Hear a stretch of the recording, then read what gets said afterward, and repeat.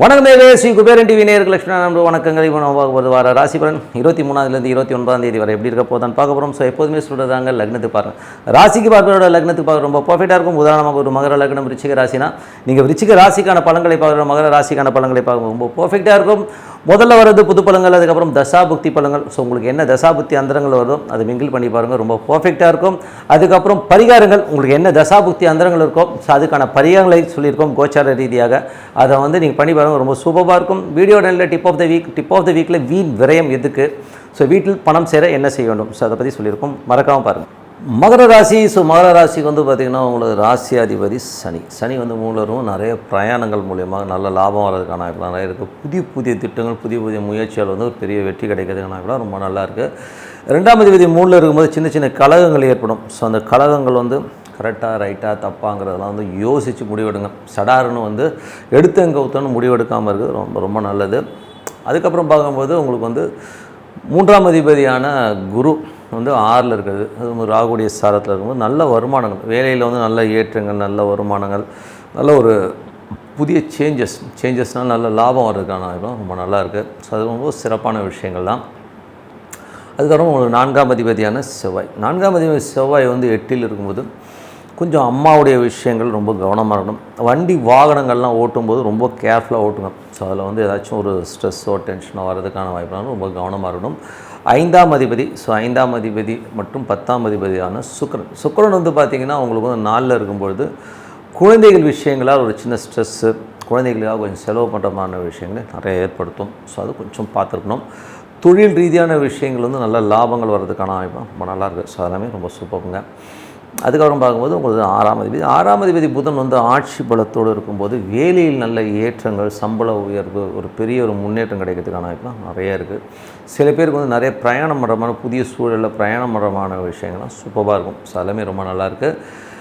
கடன் கேட்டிருந்தீங்கன்னா கடன் கிடைக்கிறதுக்கான வாய்ப்புலாம் ரொம்ப நல்லாயிருக்கு. 7ஆம் அதிபதியான சந்திரன்.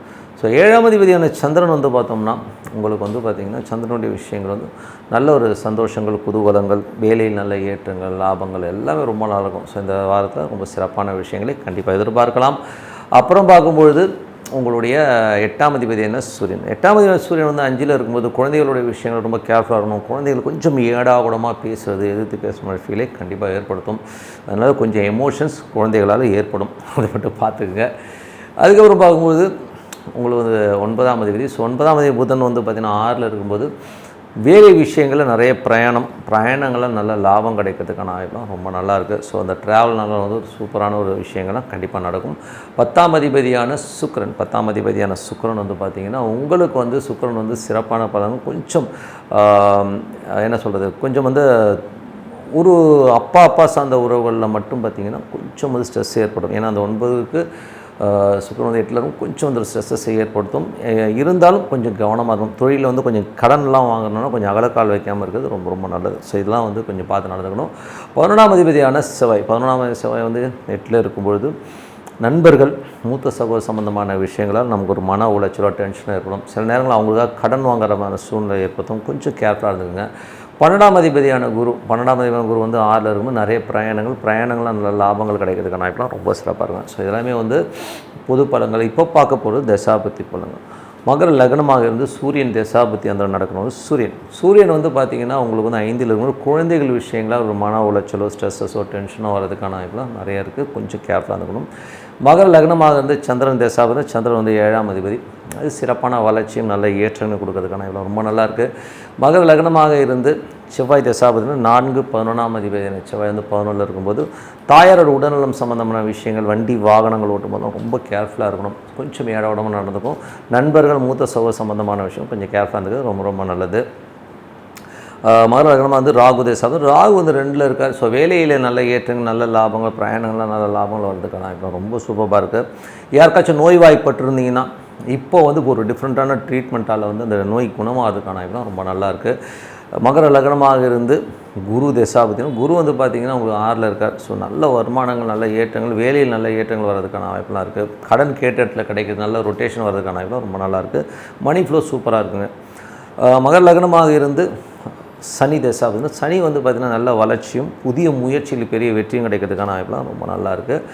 இதில் வந்து பார்த்திங்கன்னா சின்ன சின்ன கலகங்கள் இருக்கும். ஸோ அப்படி இப்படி பேக்கில் வந்து யாராச்சும் பேசுவாங்க. ஸோ அதை மட்டும் கொஞ்சம் கேர்ஃபுல்லாக வந்து வாட்ச் பண்ணி கரெக்ட் பண்ணிக்கங்க. மற்றபடி எல்லாமே சிறப்பு தான். மெய்ப்பொருள் காண்பது அறிவு. மகர லக்னமாக வந்து புதன் தசா வந்து புதன் வந்து சிறப்பான வளர்ச்சி, நல்ல ஏற்றங்கள் வருவதற்கான வேலையில் நல்ல ஏற்றங்கள், நல்ல லாபங்கள்லாம் கிடைக்கிறதுக்கான சூப்பராக இருக்குது.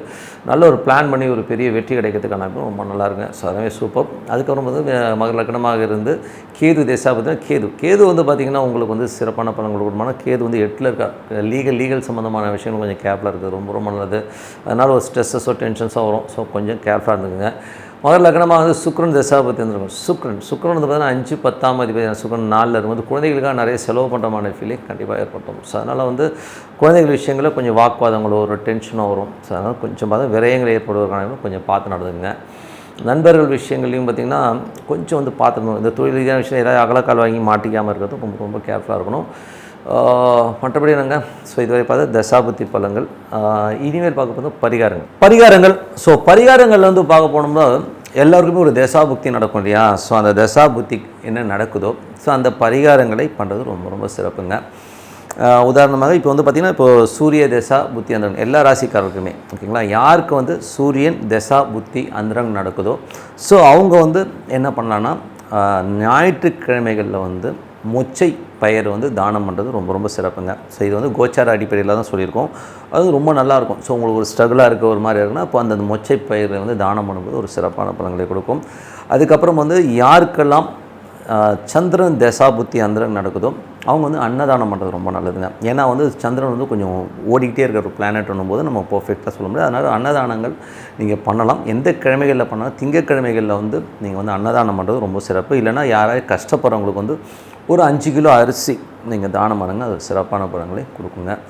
அதுக்கப்புறம் பார்க்கும்போது யாருக்கெல்லாம் வந்து செவ்வாய் தசா புத்தி அந்தரங்கள் நடக்குது அப்படின்னிங்கன்னா ஸோ யாருக்கெல்லாம் இப்போது செவ்வாய் தசாபுத்தி அந்த நடக்குதோ அவங்க வந்து ஃபுட்டு அதாவது ஏதாவது சாப்பாடு வாங்கி கொடுக்கலாம். இல்லைனா கஷ்டப்படுறவங்களுக்கு வந்து ஒரு 5 கிலோ அரிசி இந்த மாதிரி வாங்கி கொடுங்க. ஸோ இது வந்து எப்போ பண்ணும்போது செவ்வாய்க்கிழமைகளில் இந்த தானம் பண்ணும்போது ரொம்ப சிறப்பான பலன்களை கண்டிப்பாக கொடுக்குங்க. ஸோ இது வந்து கண்டிப்பாக பண்ணுங்கள். இது பண்ணும்போது ரொம்ப சிறப்பாக இருக்கும். அதுக்கப்புறம் வந்து புதன் தசாபுத்தி அந்தரங்கள். ஸோ யாருக்கெல்லாம் வந்து புதன் தசாபுத்தி அந்தரங்கள் நடக்குதோ ஸோ அவங்க வந்து எள்ளு தானம். ஸோ எள்ளு தானங்கிறது யாரும் பண்ண மாட்டாங்க. எள்ளுன்னு பயப்படுவாங்கன்னு வச்சுக்கோமே. அப்போ என்ன பண்ணணும் போது நீங்கள் வந்து ஒன்று ஊனமுற்றவர் ரொம்ப வந்து ஹேண்டிகேப்ட் யாராச்சும் இருக்காங்க அப்படின்னா அவங்களுக்கு வந்து ஏதாச்சும் துணிமணிகள் எடுத்து கொடுங்க.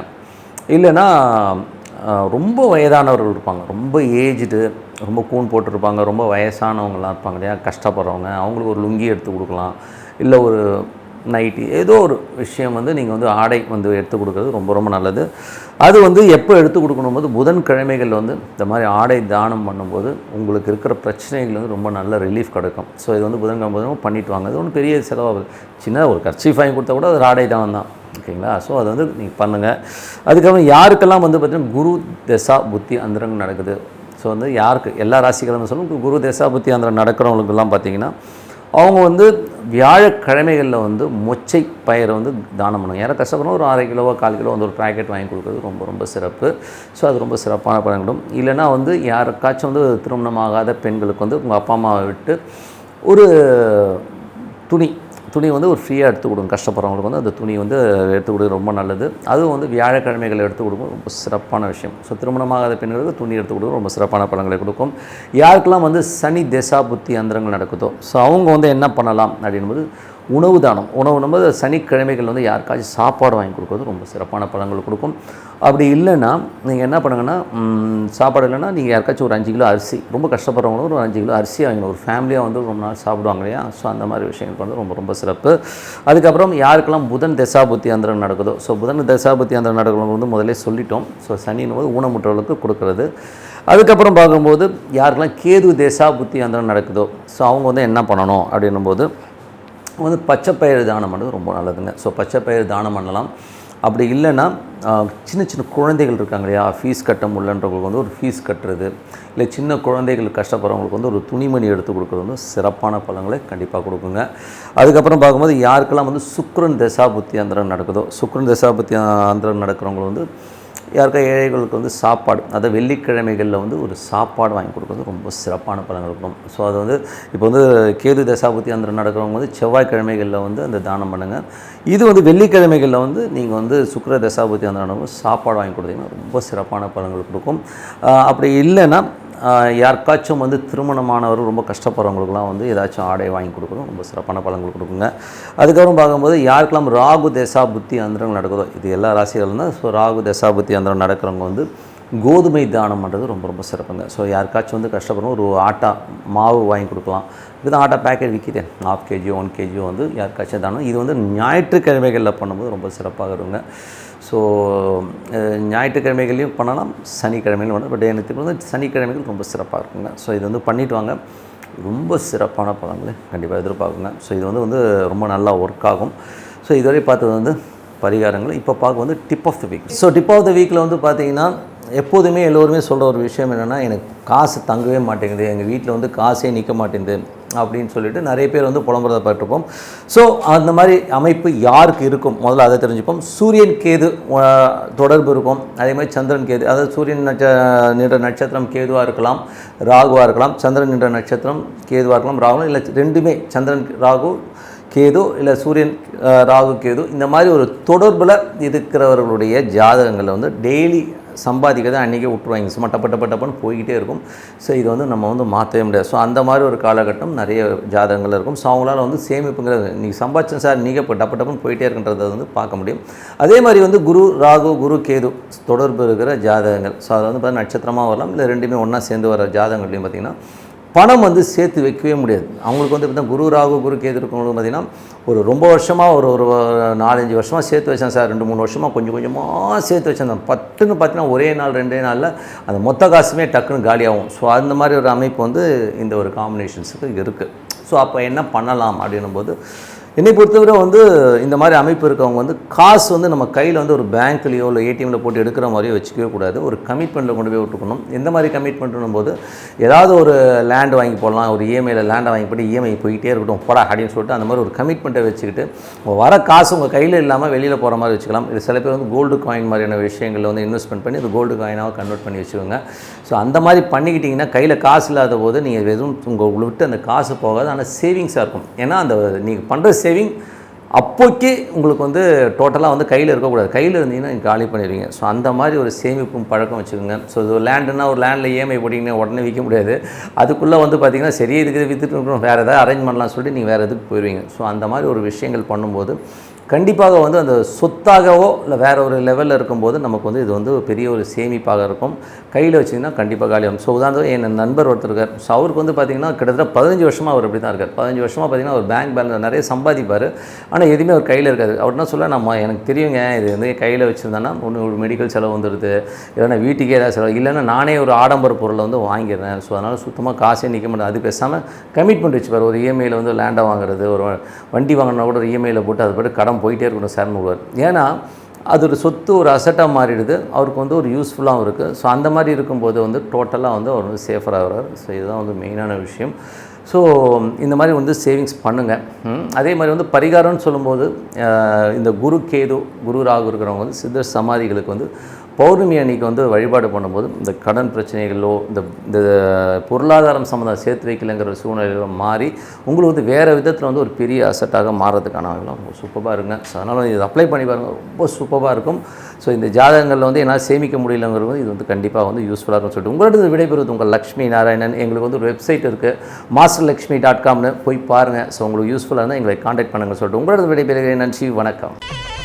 ஸ்ரீ குபேரன் டிவியை பார்த்தமைக்கு நன்றிகள். மேலும் இது போன்ற தகவல்களை தெரிந்து கொள்ள ஸ்ரீ குபேரன் டிவியை சப்ஸ்கிரைப் செய்யுங்கள். மறக்காமல் பெல் ஐக்கானை கிளிக் செய்யுங்கள்.